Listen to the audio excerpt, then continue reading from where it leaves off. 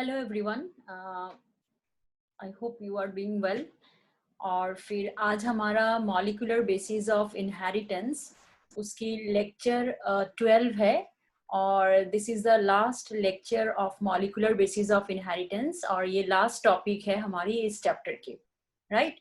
So basically हम जो आज करने जा रहे हैं वो बहुत एक रिसेंट टॉपिक है and it is related with lecture 11 जो डीएनए फिंगरप्रिंटिंग हमने किया था। वहाँ पे हम जीनोम की कुछ थोड़ा बहुत बातें हमने कर लिया था ना कि ऑल ह्यूमन बीइंग्स में 99.9% of DNA sequences are similar and there is variation of only 0.1%, right? तो हम बेसिकली उसी यहाँ पे भी वही है पूरा जीनोम। ना व्हाट इज एग्जैक्टली जीनोम क्या है ना।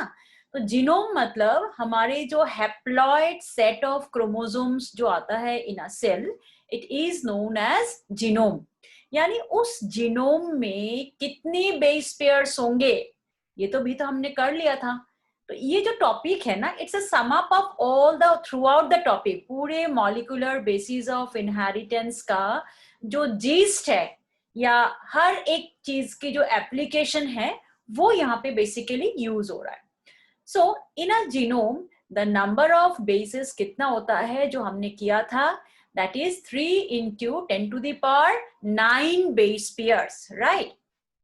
तो बेसिकली देखो, ये जो ह्यूमन जीनोम प्रोजेक्ट है इसका एस्टिमेशन लगाया गया था कि it will be completed by 2003। लेकिन फिर ऑन February 12, 2001 एक फॉर्मल अनाउंसमेंट हुआ और फिर उसके बाद ये जो sequencing of chromosome almost complete हुआ था ऑन May 2006, ठीक है। जब ये क्रोमोसोम नंबर 1 उसके अंदर कितना जीन्स है ये चीजें कंप्लीट हुआ था। अगर हम सही से बोले ना तो अभी भी इसका ऐसा नहीं कि 100% कंप्लीशन हो गया है, अभी भी इसके ऊपर काम चल रहा है। Like it's related to gene therapy. हमने ह्यूमन जीनोम प्रोजेक्ट में बेसिकली क्या इसका गोल या इससे हमें क्या मतलब मिला क्या है। तो बेसिकली देखो क्या होता है, पहले हमारे पास रॉन्ग कॉन्सेप्शन था कि भाई हमारे ह्यूमन बींग्स में तो 1 मिलियन जीन्स होती है।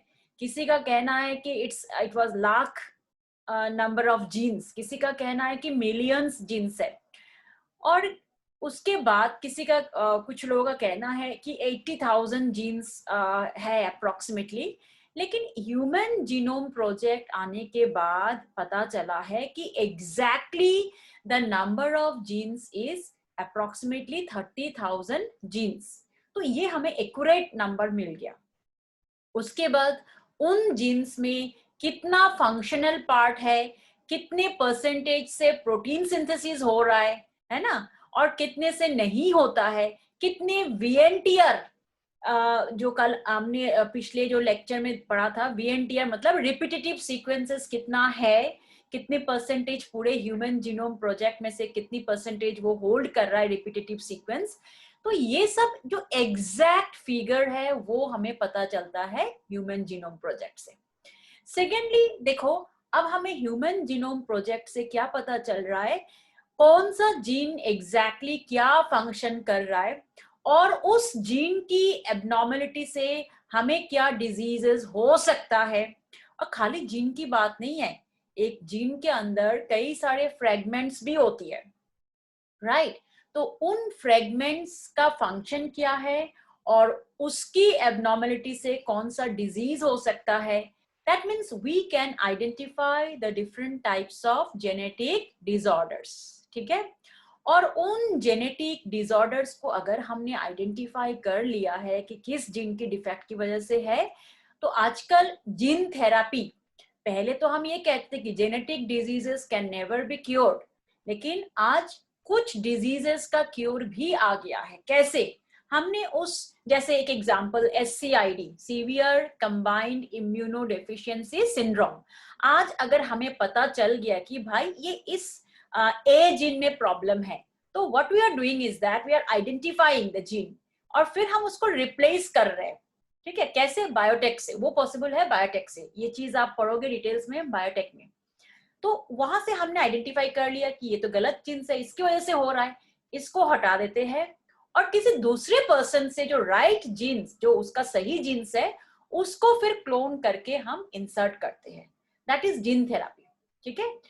एक और चीज आजकल नया आया है, आपको काफी सारे एड मिलता होगा कि लाइफ सेल है, रिलायंस का भी है, लाइफ सेल है, रेलिकॉर्ड है, राइट? तो ये इसमें ऐड भी आता है, ऋतिक रोशन ऐड कर रहा है ना? तो और भी लोग इसमें इन्वॉल्व है ऐड के लिए। तो व्हाट इज दिस बेसिकली? हमारे पास एक सेल होता है जिसका नाम है स्टेम सेल, है ना? तो स्टेम सेल जो है वो क्या है एग्जैक्टली?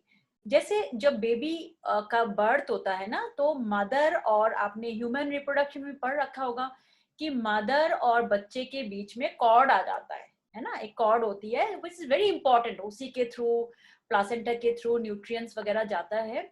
सो दैट कॉर्ड वो कट देते हैं after the birth of the baby. अब उसमें जो सेल्स लगी रहती है ना उस कॉर्ड के अंदर, that is called the stem cell. और मैं अगर तुम्हें समझाऊं और उसको मतलब बेस लेवल पे ले जाके, तो stem cell is nothing but the undifferentiated mass of cell. Undifferentiate मतलब ये न्यू सेल है, बट इसको अभी कोई फंक्शन अलॉट नहीं हुआ कि कौन सा फंक्शन ये करेगा।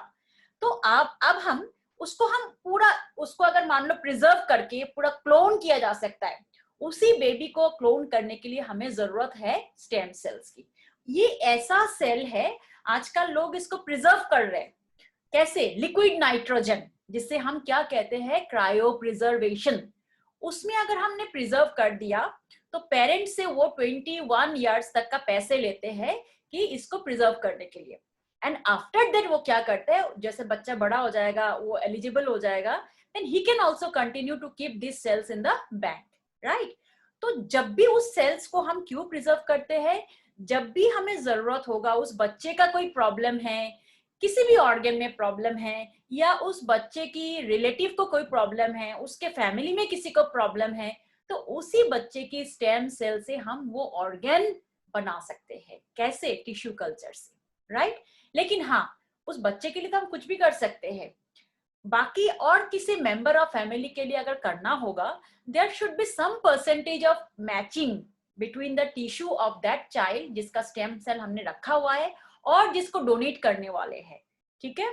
So that is the main theme कि हम स्टेम सेल्स को प्रिजर्व क्यों कर रहे हैं। और आजकल देखो यूएस में या वेस्टर्न कंट्रीज में आप देखोगे ब्लड डोनेशन वाला चीजें बहुत कम हो गया है कि मैं डोनेट कर रही हूँ, मेरा ओ पॉजिटिव है तो डोनेट कर लिया, ले लो, रख लो, एंड फिर किसी पेशेंट को जरूरत है तो उसको आप दो। ये चीजें बहुत कम हो गया है। क्यों? एवरी डे कितनी बच्चों की बर्थ होती है, सारे मदर सेल से, मदर्स की जो एम्बिलिकस का जो कॉर्ड है, स्टेम सेल कोई रखता है, और किसी का मन में ना हो तो नहीं करता वो। लेकिन वो जो ब्लड होती है ना प्लासेंटा के पास या उस कॉर्ड के साथ जो अटैच्ड होती है, that blood is called stem blood cells. और वो भी हम कल्चर करके मिलियन लीटर हम उससे ब्लड निकाल सकते हैं। बार बार कल्चर करते जाओ, मिलती जाएगी, ब्लड सेल्स तैयार होते जाएंगे, ब्लड आते जाएगा। तो आजकल वहां पे यही चीज है, कोई भी ब्लड ग्रुप हो, उससे आप स्टेम ब्लड सेल निकाल लो, उसको प्रिजर्व करो, और उससे आप ब्लड बनाते जाओ, राइट? तो ये चीजें मतलब वहां पे आजकल हो रहा है। तो स्टेम सेल थी, ये जो ह्यूमन जीनोम प्रोजेक्ट पढ़ रहा है, it is also related with this. और स्टेम सेल से तो हम बिल्कुल 100% एक्यूरेट, अगर किसी बच्चे का स्टेम सेल रखा है तो एक्यूरेट क्लोन आप बना सकते हो उस बच्चे की फ्रॉम द स्टेम सेल्स। तो आजकल ये है। तो देखो, इस स्टेम सेल्स आने के बाद मतलब this is also related with the human genome project, right? तो अब हमारा जो ये टॉपिक है, काफी सारे न्यू चीज के साथ, और इस ह्यूमन जीनोम प्रोजेक्ट एक बहुत बड़ा प्रोजेक्ट है, इट्स कॉल्ड मेगा प्रोजेक्ट। और ऐसा नहीं कि बिल्कुल पहले ही इन्होंने इतना बड़ा डिसीजन ले लिया कि नहीं भाई हम इतना खर्चा करके हम इसको बनाते हैं, नहीं। पहले उन्होंने और ऑर्गेनिजम्स के ऊपर काम किया, जैसे ड्रोसोफिला के ऊपर काम किया, उसके जीनोम को पूरा मैपिंग बनाया हुआ है। उसके बाद उन्होंने राइस प्लांट के ऊपर किया है, राइस प्लांट की जीनोम पूरा उसको ट्रेस किया गया है, उसकी मैपिंग करा गया है। उसके बाद एराबेडोप्सिस थैलियाना, इट्स अ प्लांट, ठीक है, वेरिगेटेड प्लांट, उसके ऊपर किया गया है। उसके बाद Caenorhabditis elegans, it's a nematode. And then जब उन सब चीजों में सक्सेसफुल हुए, then only they have moved forward to trace कि पूरा जीनोम प्रोजेक्ट को। तो मैं स्टेम सेल्स के बारे में इसलिए बोल रही थी कि आज अगर हमें कोई बीमारी है, हमने उस सेल को प्रिजर्व कर दिया, तो वी कैन, जैसे ब्लड रिलेटेड प्रॉब्लम, किसी को थैलासीमिया है, ये इंडिया में भी पॉसिबल है अभी। थैलासीमिया एक दो ब्रदर्स को, छोटा भाई जो, बड़ा भाई जो है उसको था थैलासीमिया मेजर। अब वो ब्लड ट्रांसफ्यूजन के ऊपर जिंदा था, लेकिन आफ्टर 19 इयर्स उसके मदर फादर ने ये पढ़ा है कि ऐसा अगर हम दूसरा बेबी करते हैं, उसकी स्टेम सेल्स किया, उससे बोन मैरो, उसकी स्टेम सेल्स से बोन मैरो बना के हम बच्चे में इंसर्ट कर सकते हैं। And they did the same thing. जो छोटा बच्चा बेबी हुआ, उनकी स्टेम सेल रखा गया था और उसी को इंजेक्ट करके उसी से बोन मैरो बना के बड़े ब्रदर को दिया गया है, क्योंकि थैलासीमिया आप जानते ही हो ना, ब्लड रिलेटेड डिसऑर्डर है। तो फिर वो ठीक हो गया। तो this is called gene therapy. ऐसे हम किसी दूसरे इंडिविजुअल से भी ले सकते हैं, लेकिन अगर न्यू बेबी का हो या उसके फैमिली के कोई का हो, तो देखो टिश्यू मैचिंग होना भी तो जरूरी है।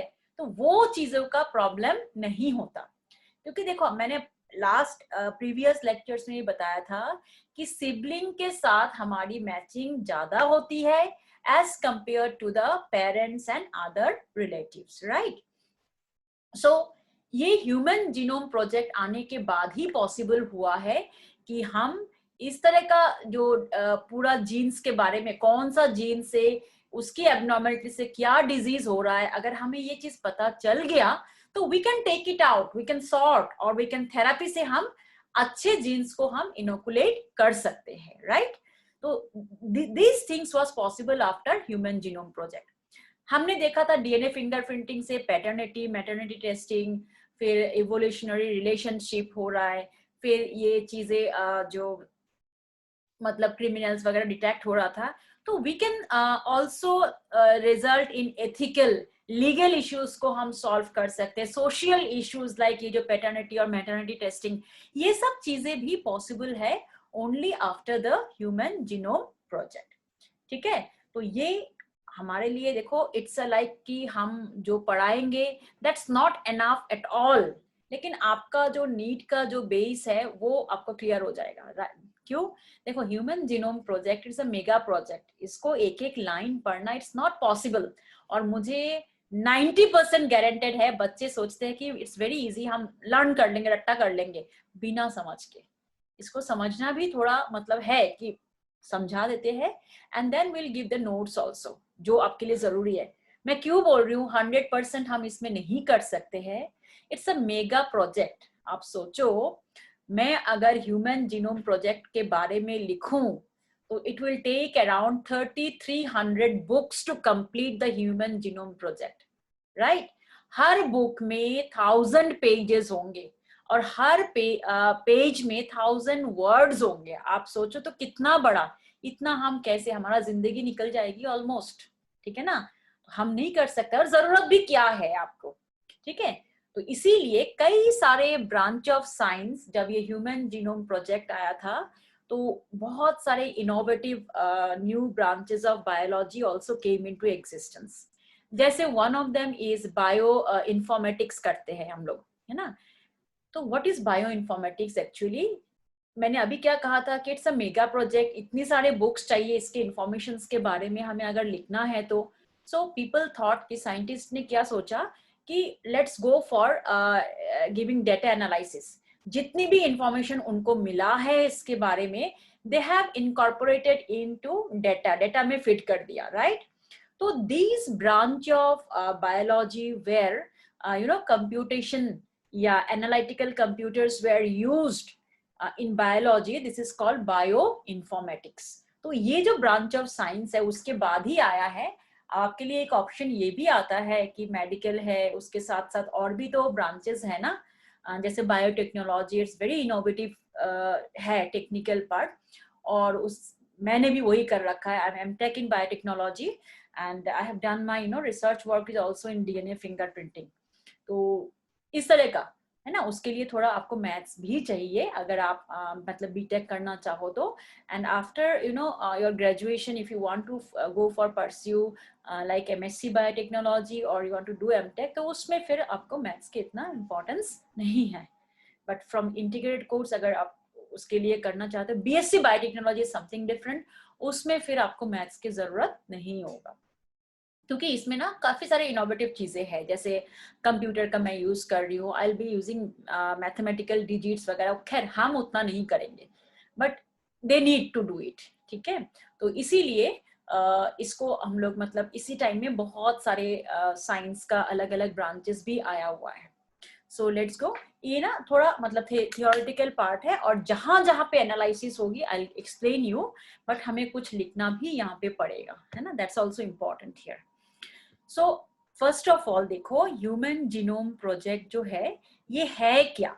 This is every individual have their genetic makeup. मैंने हर इंडिविजुअल का अपना जेनेटिक मेकअप होता है। No two individuals have similar genetic makeup except in case of identical twins, right. तो वही 99.9% सिमिलर होगा, but there will be a variation of 0.1%, right. So इसी चीज के ऊपर बेसिकली ये चीज है। Now these differences are due to the nucleotide sequences. और क्योंकि जैसे जैसे एडवांसमेंट हुआ in 1900, so it is based on, हम क्या लिख सकते हैं इसमें, एक सेकंड।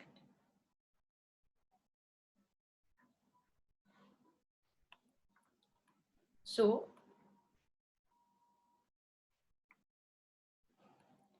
इट इज बेस्ड किसके ऊपर है? इंडिविजुअल्स जेनेटिक मेकअप, ठीक है। No two individuals, so no two individuals have similar genetic makeup except in case of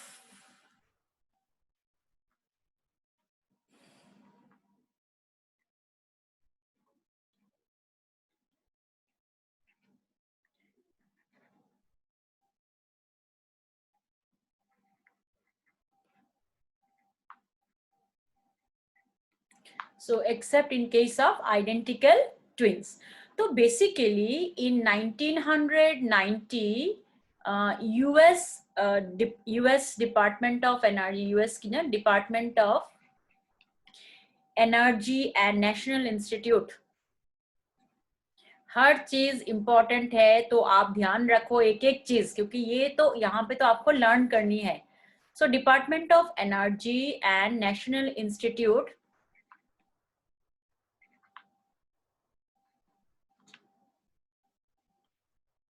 of health embarked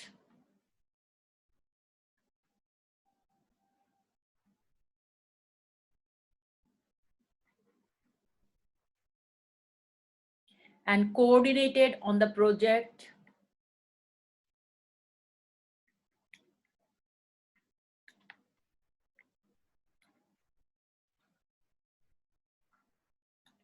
ठीक है of human genome project.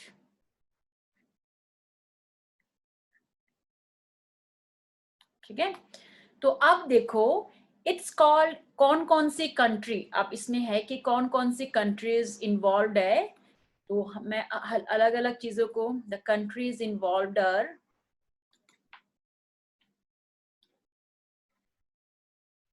UK तो है ही, है ना, हमने किया था, जापान है, फ्रांस है, China was also involve in it, ठीक है। और फिर इसमें यूके वेलकम ट्रस्ट, ठीक है, it was completed by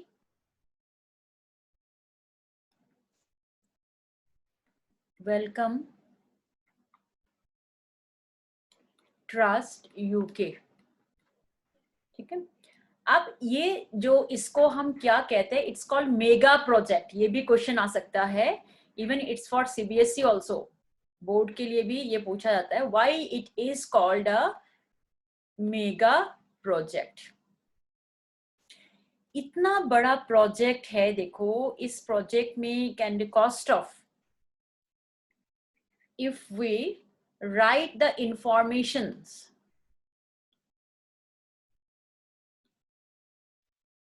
about genetic human genome project,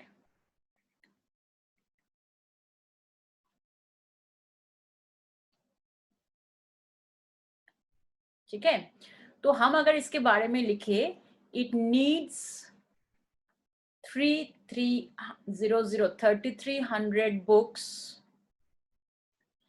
each book with 1000 pages and each page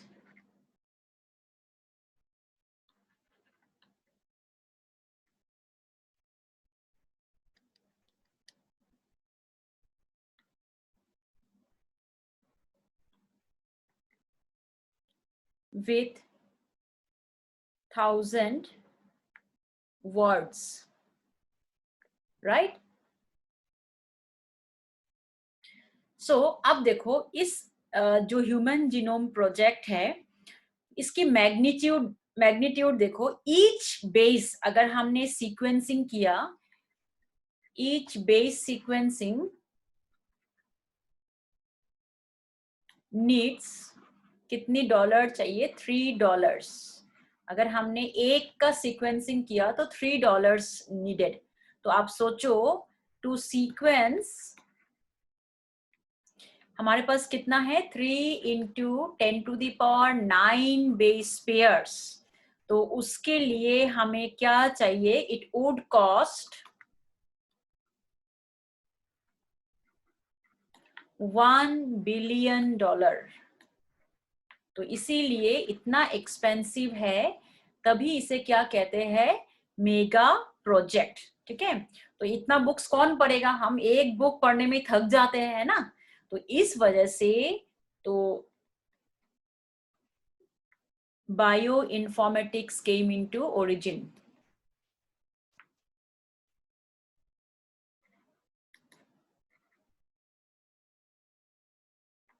ठीक है। सो डेटा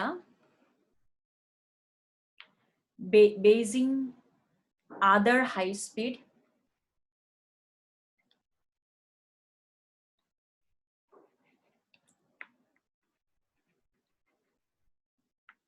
computational devices use हुआ था,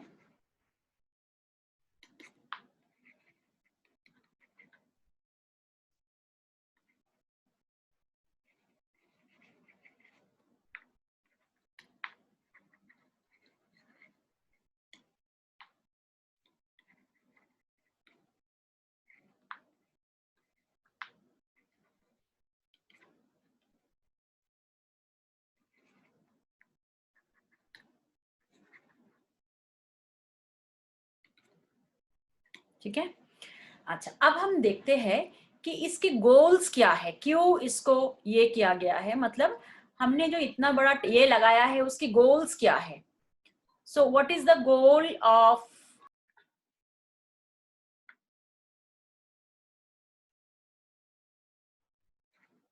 सो गोल्स ऑफ ह्यूमन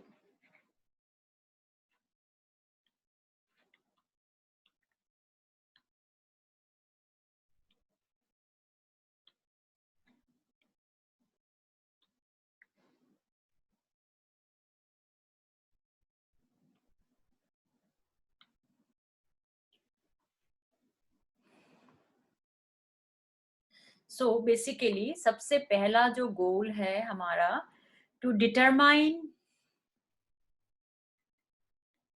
ठीक है, the sequences and number of, sequence भी हमें निकालना है,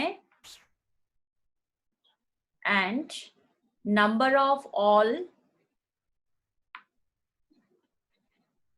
the base pairs in the Human Genome Project.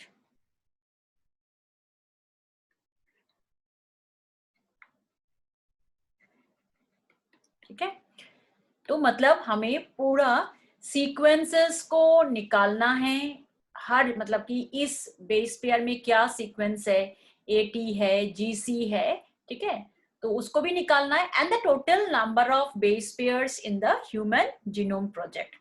Then second क्या होगा, identify, right, all the jeans,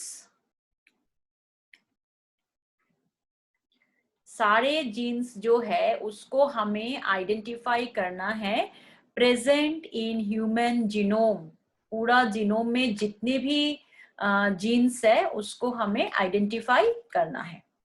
third क्या है, function, to determine the function of all the genes, ठीक है, डिटरमाइन द फंक्शंस,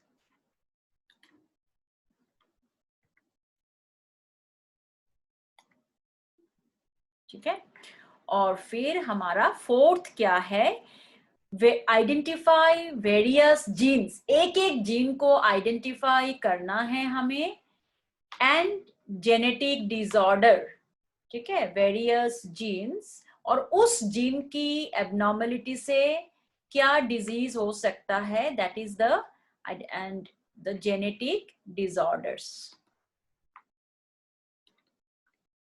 ठीक है। तो आजकल इसी वजह से बहुत सारे जेनेटिक डिसऑर्डर का भी क्योर हो जाता है।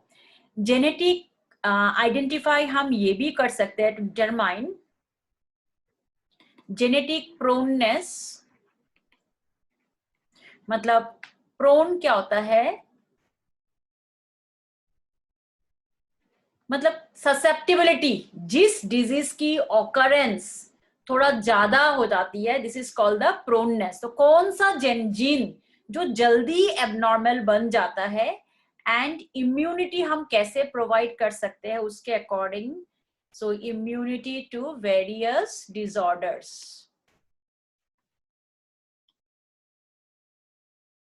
ठीक है। सो नेक्स्ट देखो, and to store the information in databases,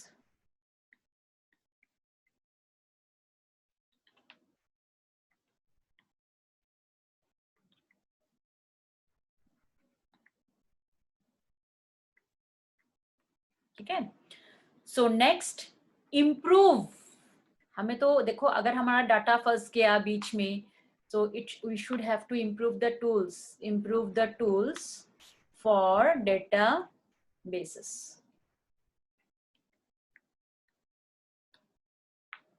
ठीक है, and the possibilities of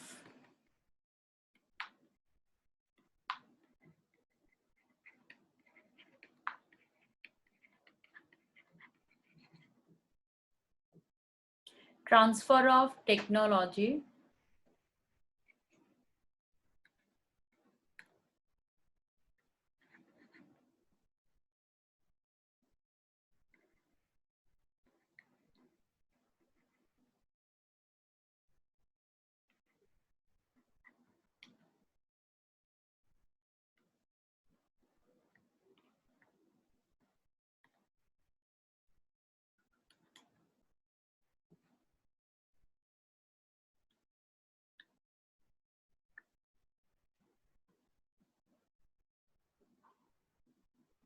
ठीक है। और फिर नेक्स्ट जो हमारा आता है, that is the this project can solve, actually देखो लीगल इश्यूज होता है, जैसे हमने डीएनए फिंगरप्रिंटिंग वगैरह में पढ़ा है ना, so it's a part of this only,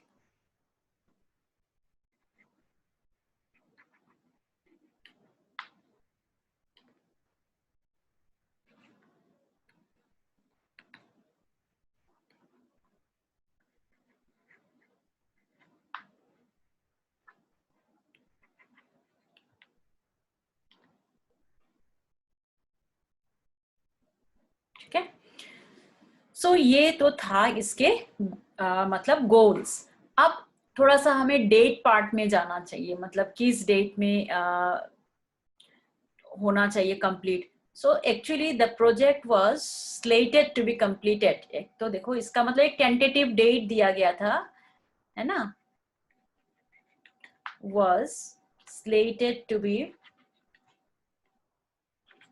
completed on 2003 में होना चाहिए था, ठीक है। और ऑन February 2001 में एक फॉर्मल अनाउंसमेंट भी हुआ था। सो ऑन Feb 2000 अगर इसको देखोगे 12 Feb 2001 में फॉर्मल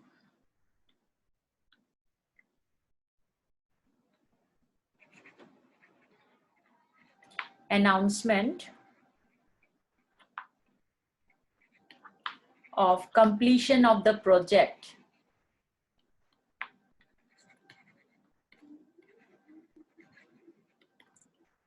was done, ठीक है। फिर on May 2006 क्रोमोसोम 1 जो है was completed about assigning the nucleotide sequences, ठीक है, assigning the nucleotides, ठीक है। तो ये हो गया आपका न्यूक्लियोटाइड सीक्वेंसेस। अब हम देखेंगे इसके methods, which is the most मतलब इम्पॉर्टेंट पार्ट जो आपको समझने के लिए है। सो इसका मेथड्स क्या देखते हैं, देखो किसी भी डीएनए है ना, दो टाइप ऑफ अप्रोचेस हम लगाते हैं, इसमें लगा सकते हैं। सो 2 टाइप्स ऑफ अप्रोचेस पहले देख ले।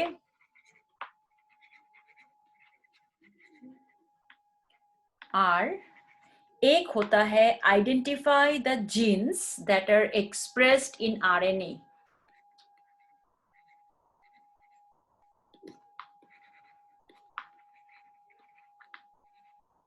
that are expressed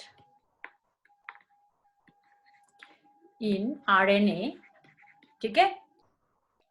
सो कैसे इसमें देखो identify the, it is called expressed sequence tags, called इसे हम क्या कहते हैं, EST या एक्सप्रेस्ड सीक्वेंस टैग्स, ठीक है, EST कहा जाता है इसको, राइट। इसमें क्या होता है कि सीक्वेंसिंग और मतलब दूसरा बता के फिर हमें समझाती हूँ, सीक्वेंसिंग ऑफ होल जीनोम, दूसरा हम कर सकते हैं कि sequencing of whole genome that is both coding and non coding sequence,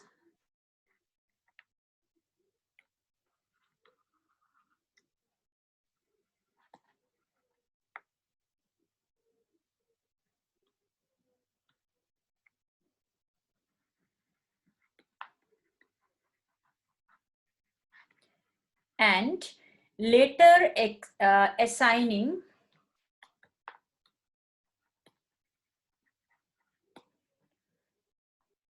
regions with their functions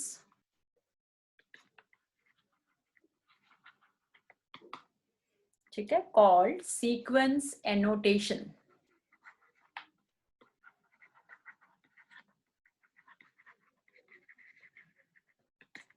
देखो इसमें क्या बोल रहा है कि 2 types of approaches we can take. पहला, हमें पूरा आरएनए को लेना चाहिए और उसकी sequencing, that is expressed sequence tags. What is express sequence tags, मतलब इस आरएनए में जब वो बन जाती है, there are exons as well as introns, right.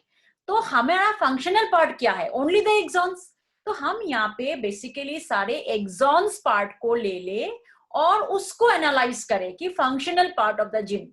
दूसरा क्या बोल रहा है, नहीं हम दूसरा तरीके से भी कर सकते हैं कि हम सीक्वेंस करें both the functional and the non functional part, यानी coding as well as non coding sequence, और फिर हम इसको सीक्वेंस एनोटेशन करें, मतलब हर सीक्वेंस की विथ रेस्पेक्ट टू फंक्शन इसको हम एनालाइज करें। तो 2 तरीके से कर सकते हैं, एक सिर्फ फंक्शनल पार्ट आप देख लो, और दूसरा दोनों देख सकते हो कि आप functional as well as the non functional part, ठीक है। अब हमारा जो स्टेप्स आएगा, मतलब इस मेथड में स्टेप्स को अगर हम अपनाएं, सबसे पहले देखो किसी भी इंसान से, या आजकल तो और इजी हो गया, हम स्टेम सेल्स को ही ले सकते हैं यहाँ पे, है ना। The whole DNA of the cell is isolated and broken. फिर एक डीएनए अगर हमने ले लिया, 2 मीटर उसकी लेंथ होता है, पॉसिबल नहीं है हमारे लिए इतना पूरा लेंथ को क्लोन करना।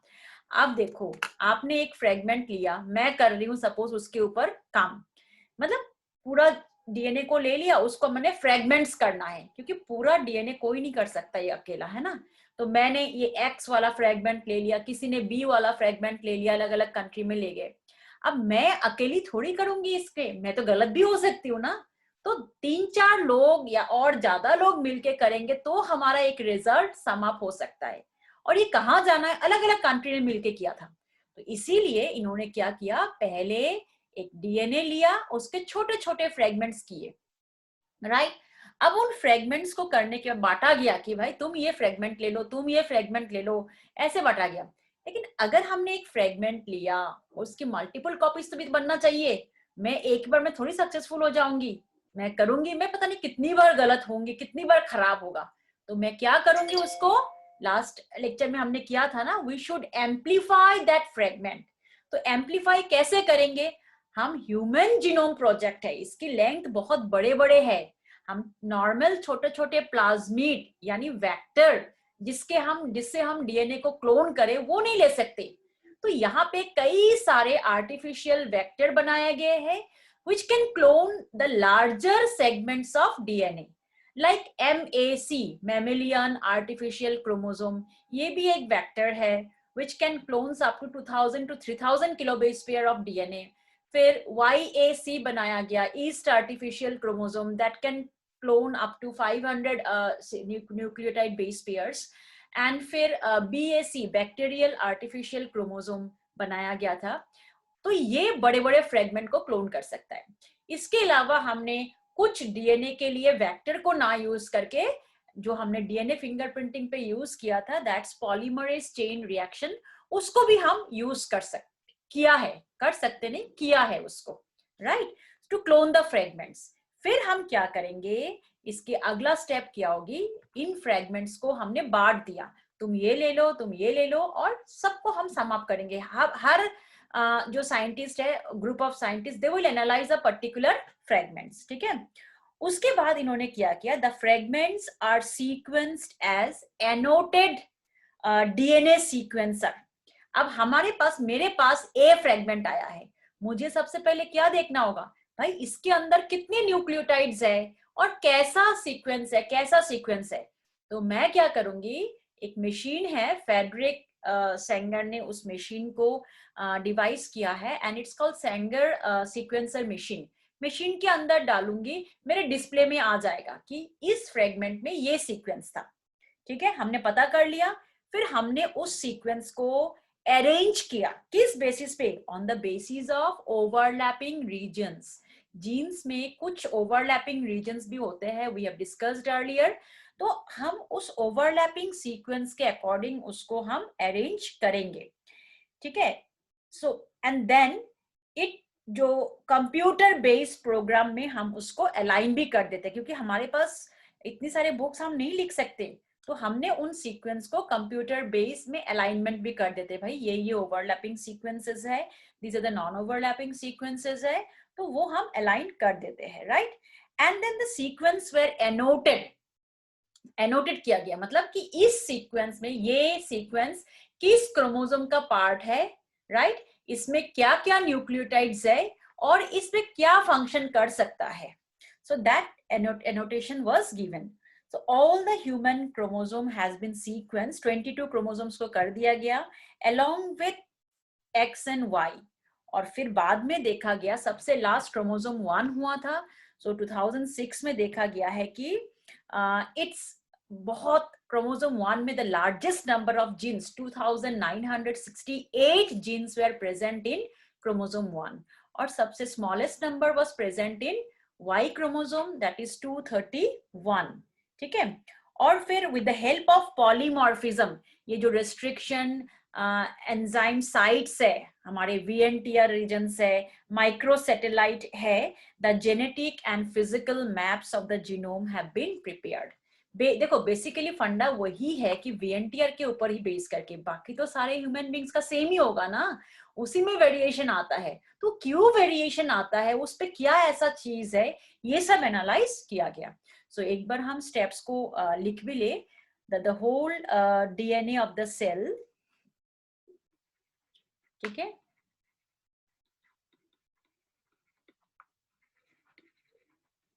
Cell isolated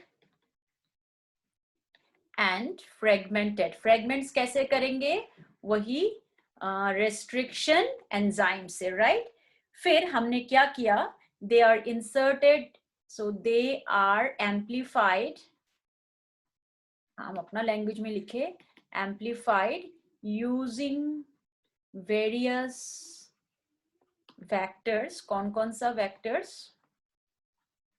like BAC, bacterial artificial chromosome,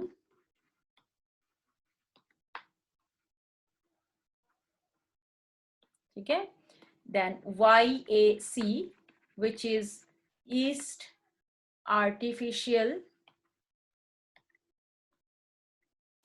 chromosome,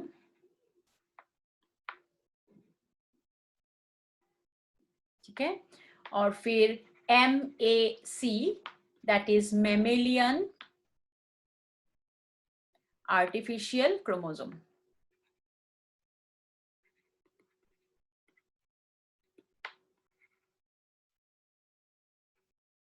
ठीक है, एंड PCR, इसका फुल फॉर्म आप जानते ही हो, आप बहुत इंटेलिजेंट हो, है ना। मैम तो एक ही चीज बोलती रहती है, बट क्यों बोलती रहती हूँ कि आपके दिमाग में फिक्स हो जाए ये चीज, पॉलीमरेज चेन रिएक्शन, ठीक है। तो इन सब चीजों को हमने यूज किया। फिर हम क्या करेंगे, नेक्स्ट जो हमारा थर्ड स्टेप जो होगा, the fragments of DNA are sequenced. कौन सी machine, fragments of DNA are sequenced. So using a sequencer machine devised by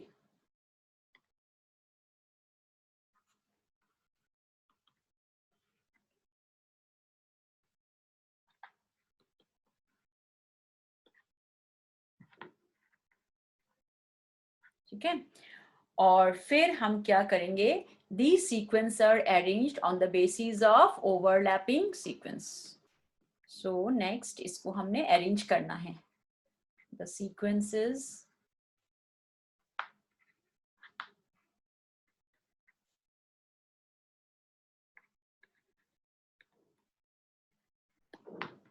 on the basis of overlapping sequences, ठीक है। उसके बाद देखो इसको, तो it also necessitated the generation of overlapping sequence, और उसके बाद हमने क्या किया, computer based programs were used. So computer based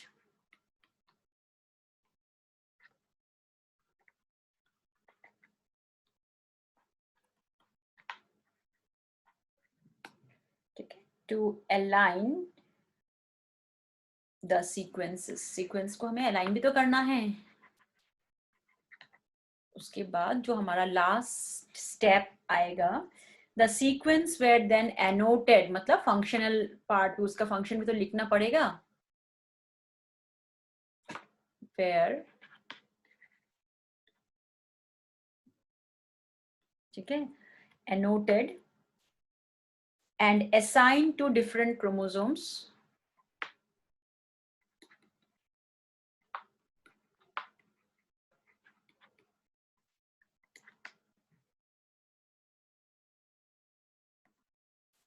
ठीक है, और फिर all the chromosomes have been sequenced now,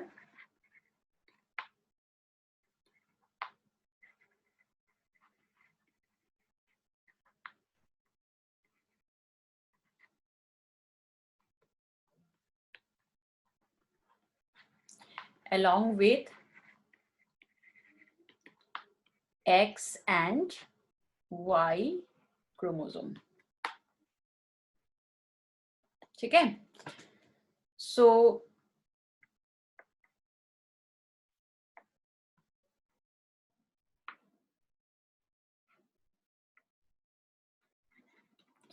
अब हम क्या देखेंगे? Salient features of human genome. एक एक पॉइंट हम एनालाइज करते हैं. अच्छा, सबसे पहला देखो, बेसिकली हमें कुछ पता नहीं था, हमें गलत इंफॉर्मेशन थी कि भाई इतनी 1000 जीन्स है और इतना बिलियन न्यूक्लियोटाइड्स है. तो आज हमें पता चल रहा है कि ह्यूमन जीनोम में has 3.1647 billion nucleotide base pair. इतना हमारे पास है आज, जो हमें एग्जैक्ट फिगर पता है, बिलियन न्यूक्लियोटाइड बेस पेयर्स. ठीक है. फिर सेकेंड हमारे पास क्या है? The gene size. नॉर्मली क्या होता है? The gene size is 3000 base pair. ठीक है ना? और उसमें से अगर हमें लार्जेस्ट जीन आपको पूछा गया, भाई लार्जेस्ट जीन कौन सा है, तो आपको पता भी है, आपने डिजीज पढ़ा है, जीन इज डचिन. ये तो हमने पढ़ा था ना, एक्स रिलेटेड मस्क्यूलर डिस्ट्रॉफी.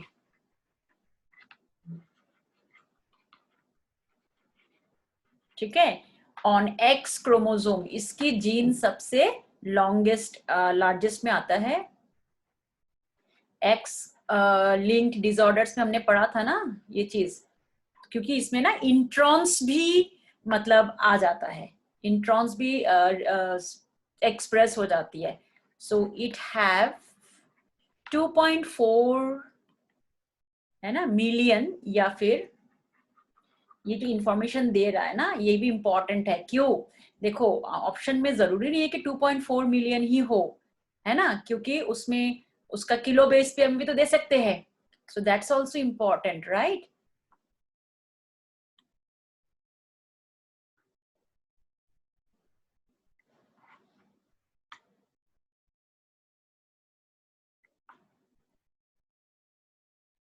सो 2.4 मिलियन, या फिर हम इसे क्या कहेंगे, 2400 kilo base pairs.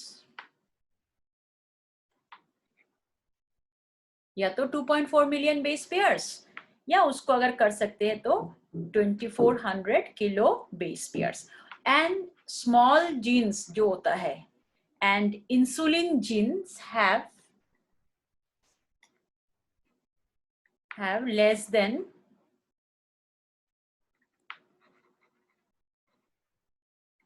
10 kilo base pairs. तो आपको पूछा गया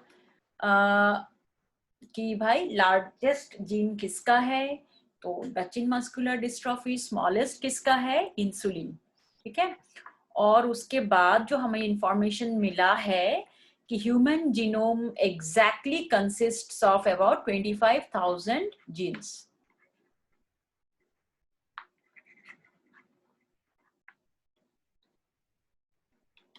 of 25,000 jeans.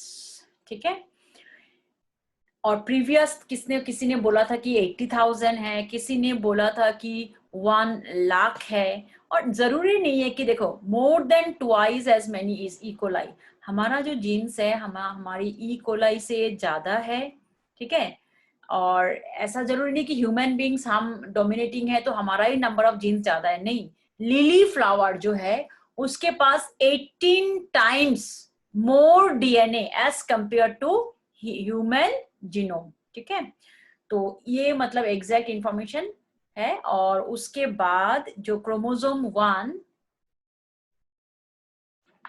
has highest number of genes, that is 2968 genes सिर्फ chromosome number. And chromosome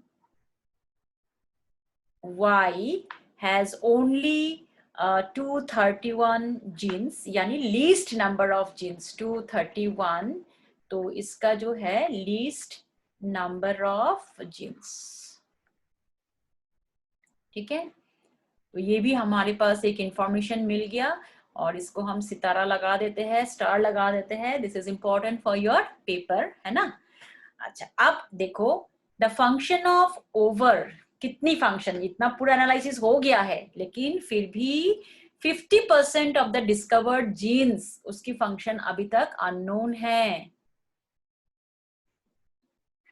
so the function of 50% of the discovered genes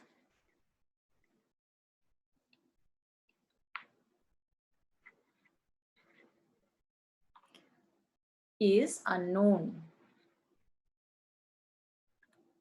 ठीक है, और उसके बाद लेस देन, देखो इतनी सारे जीन्स है, फिर भी सबसे प्रोटीन नहीं निकलता है। लेस देन 2% ऑफ जीन्स synthesizes proteins।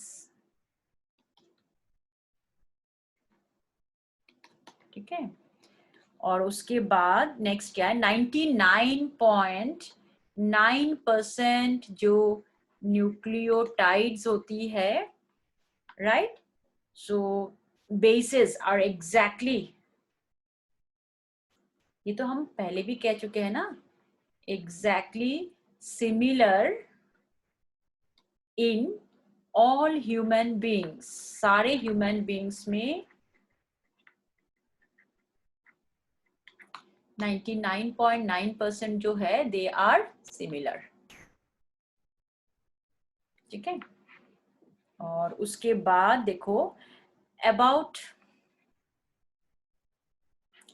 0.1% जो हमारा 0.1%, और हम क्या लिख 3.2 मिलियन, राइट, न्यूक्लियोटाइड्स, ये इतना। हाँ, मैं हमेशा कहते जाती हूँ कि 0.1% की वेरिएशन है, बट उसमें फिर अगर हम डीएनए सीक्वेंस की बात करें तो कितना है, million nucleotides, basis nucleotides represents variability. 0.1% में भाई इतना न्यूक्लियोटाइड्स आता है, राइट।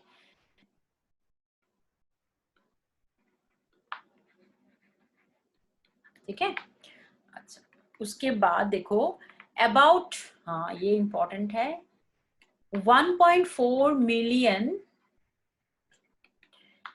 लोकेशंस ऑकर्स,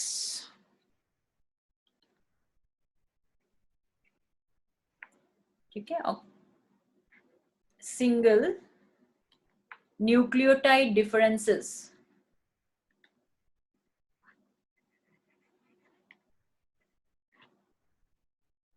called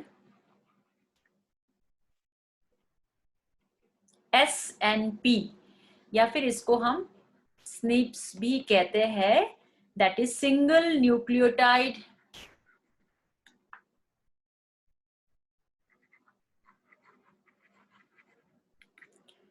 है ना, इसको बोला जाता है पॉलीमॉर्फिज्म। एक एक बेस पे डिफरेंस आ रहा है, बाकी सब सिमिलर है, बट एक एक उस पे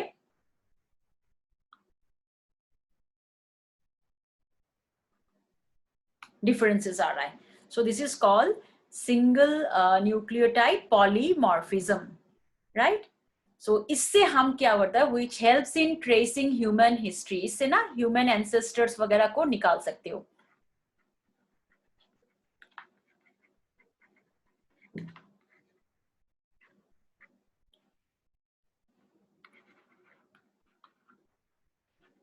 मतलब जैसे हम लिखते हैं ना कि हम जो भी जेनेटिक रिसर्चेस हो रहा है उसकी फिर एनालिसिस माइस पे होता है ना। तो माइस पे क्यों होता है, क्योंकि माइस के साथ हमारा सिमिलरिटी है, तो वो सब चीजें ह्यूमन बींग्स के साथ किसका क्या रिलेशन है, ये सब चीजें जो होती है, this is from single nucleotide sequences. अब हम चलते हैं जो हमारा मेन पार्ट है, रिपीटेटिव सीक्वेंस की बात, है ना, रिपीटेटिव सीक्वेंसेस। सो रिपीटेटिव सीक्वेंसेस जो होती है makes up a large part of human genome, आप कह सकते हो.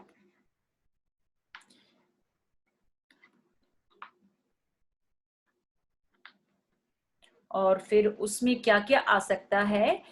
There are 30,000 mini satellites. This is important. चलो इसको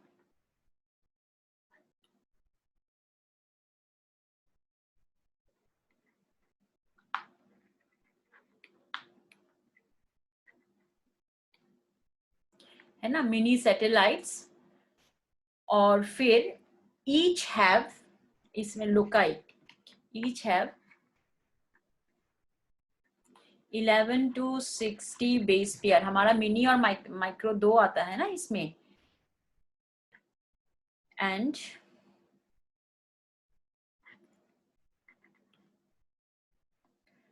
2 lakh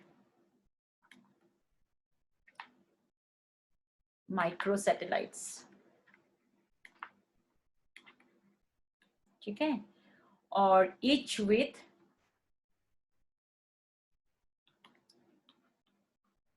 10 base pair.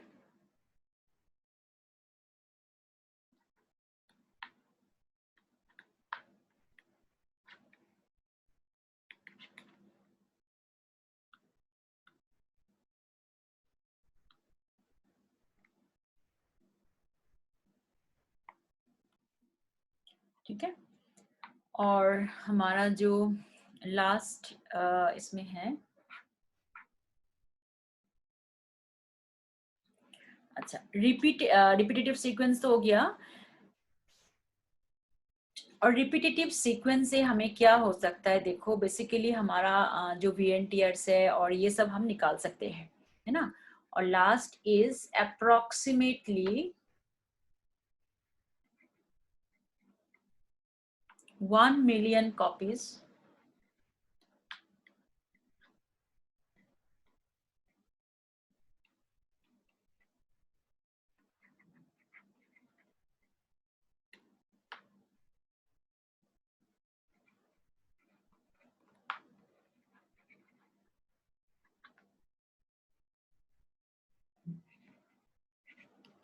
Are cluster किया है अराउंड सेंट्रोमियर्स.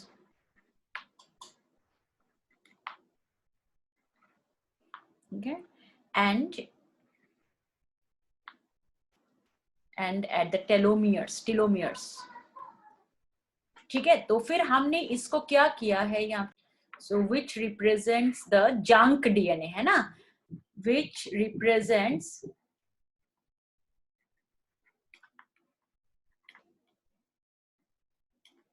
जो ये रिपीटेटिव सीक्वेंस होती है, ये टेलोमियर्स और इन सब में ज्यादा होती है. और इनको इकट्ठे करके इन्होंने क्या किया कि this represents the basically junk DNA, है ना. ओके. सो अब हम क्या कर सकते हैं, हमारा जो है एप्लीकेशंस. अब इसकी एप्लीकेशंस क्या है, ह्यूमन जीनोम प्रोजेक्ट की एप्लीकेशंस, एंड फ्यूचर में क्या और कर सकते हैं इसके ऊपर. ठीक है. सो एक तो देखो डिसऑर्डर्स, मतलब मोर देन 1200 कार्डियोवास्कुलर वगैरह डिजीज जो है वो जेनेटिक होती है. No, heart disease is also genetic disorder. कुछ फैमिली में हर एक का प्रॉब्लम रहता है ये चीजें. तो इनके बारे में जैसे 1200 जो जीन्स है आर रेस्पॉन्सिबल फॉर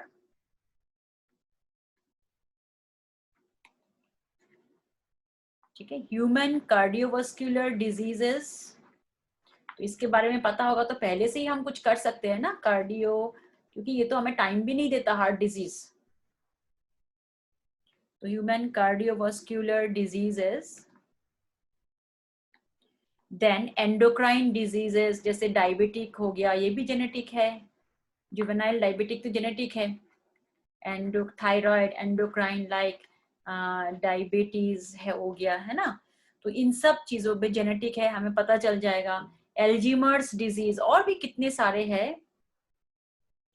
तो हम क्योंकि इन सब डिजीज में ना एकदम बाय बर्थ नहीं होता, थोड़ा टाइम लेके फिर ये एक्सप्रेस होती है, एल्जीमर्स भी, तो हम तब तक कुछ करके इनको ठीक कर सकते हैं। कैंसर, ऑन्कोजीन्स और बहुत सारे ऐसे डिसऑर्डर्स है, जेनेटिक डिसऑर्डर्स, जिसके बारे में हमें पता चल सकता है, तो हम कुछ पहले से ही करें। आजकल तो देखो ऐसा भी हो गया ना, एम्ब्रियोनिक उस पे ही स्टेज में ही आप क्योर कर सकते हो, पहले से, बिफोर बर्थ ऑल्सो आप उसकी ट्रीटमेंट दे सकते हो, and then you can cure it. Treatment अभी वैसे ही शुरू हो जाती है, राइट। और दूसरा हमारे पास क्या है, जैसे कैंसर्स, बहुत सारे जेनेटिक कैंसर्स के बारे में एफर्ट लिया गया है, ठीक है, और हम कैंसर को कैसे ट्रीट कर सकते हैं इसकी, other than the genetic cancers, ठीक है, जीन्स दैट विल चेंज, हाँ, मतलब कि जीन्स आइडेंटिफाई करना है, ऑन्कोजेनिक को हम दोबारा प्रोटो ऑन्कोजेनिक बनाने के लिए, जीन्स दैट डिटरमाइंस या दैट कैन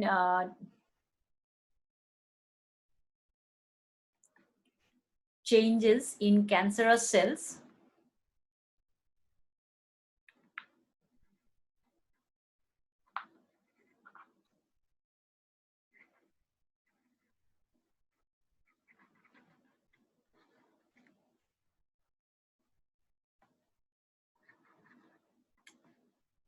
ठीक है।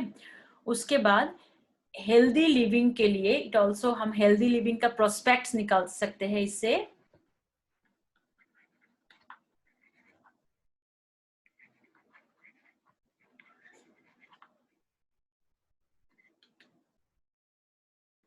और फिर डिजाइन ड्रग्स, है ना, इन डिसऑर्डर्स को ट्रीट करने की, अगर हमें पता है, इंफॉर्मेशन है, एंड जेनेटिकली मॉडिफाइड डाइट्स बना सकते हैं, जैसे किसी को प्रोटीन की जैसे इनबॉर्न एरर्स ऑफ मेटाबॉलिज्म है, तो ऐसा डाइट हम बनाए जिससे प्रोटीन की इनटेक कम हो जाए, जेनेटिकली मॉडिफाइड डाइट्स,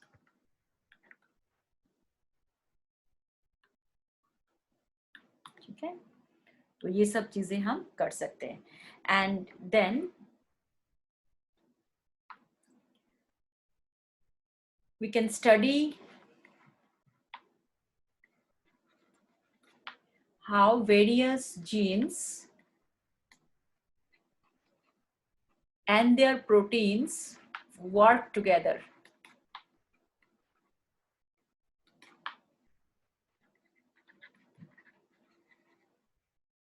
ठीक है। और फिर एनालिसिस ऑफ ट्यूमर्स हो गया, organs, tissues, this can be done, analysis of tissues, tissue matching वगैरह, है ना, organs, tumour,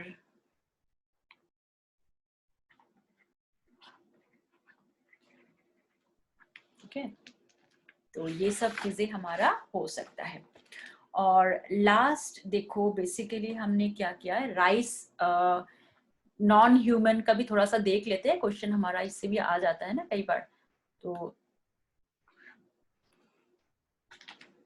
so let's do, नाम ही सिर्फ देखना है हमें, नॉन ह्यूमन जीनोम, ठीक है। तो ह्यूमन जीनोम से देखो काफी सारी चीजें, आजकल हमारी एथिकल प्रॉब्लम्स, ये जो डिसऑर्डर्स वगैरह होती है, दे आर ऑल्सो सॉल्व्ड, है ना। फिर नॉन ह्यूमंस, जैसे बायोफ्यूल निकालना, आजकल फ्लाइट्स चलती है, बायोफ्यूल से भी चल रहा है, तो these are only possible after the discovery of the genomes, right. तो किस किस के बारे में हुआ था, बैक्टीरिया का हो गया है, हमारे बैक्टीरिया का किया गया है, देन ईस्ट का किया गया था, राइट, देन सिनॉर्बिटीज एलिगेंस,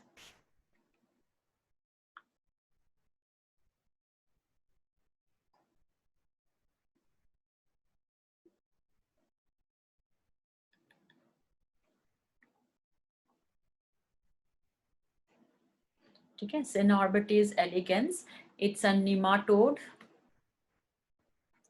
इसके लिए किया गया है, ड्रोसोफिला में किया गया है, ठीक है, राइस में किया गया है, एंड एराबिडोप्सिस,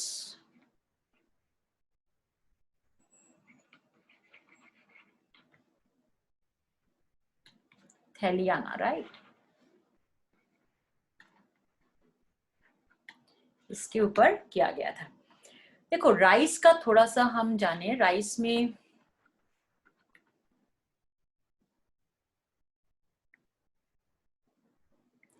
तो राइस में इट वाज कंप्लीटेड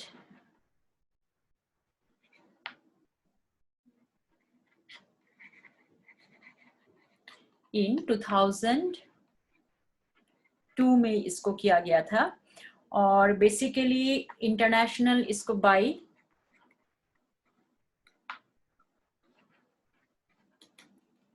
इसका ना एक क्वेश्चन आया था, इसलिए मतलब सबसे ज्यादा वैरायटी किसमें है जेनेटिकली मॉडिफाइड, और हम आगे की जो टॉपिक आएगी strategies in enhancement of food, उसमें भी हम इसके बारे में बात करेंगे। So that's why rice is important, है ना।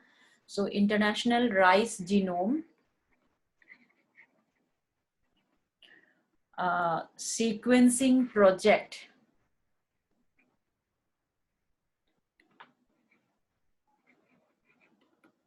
ठीक है।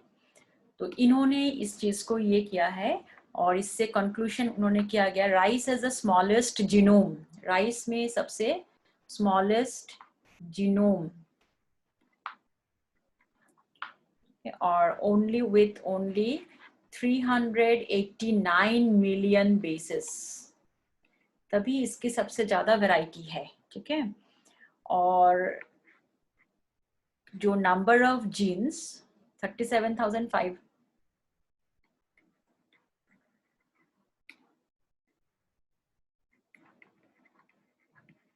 और ये फैमिलीज में क्लस्टर्ड रहता है, लाइक ओनली न्यूक्लियर जैसे ट्रांसपोजोन्स इसमें 35% होता है, 18.9% SNP होता है। और मेनली देखो हमारे लिए वैरायटी इज इम्पोर्टेंट, क्योंकि वैरायटी से क्वेश्चन आ चुका है, तो हम विल राइट डू द सितारे स्टार मार्क लगाते हैं, है ना। वैरायटी में इसमें देखो बासमती, बासमती वाला क्वेश्चन आया हुआ है, आई थिंक लास्ट ईयर का था ये। बासमती इंडिका, मतलब you have to identify what are the varieties of rice here, आस, देन ट्रॉपिकल जैपोनिका,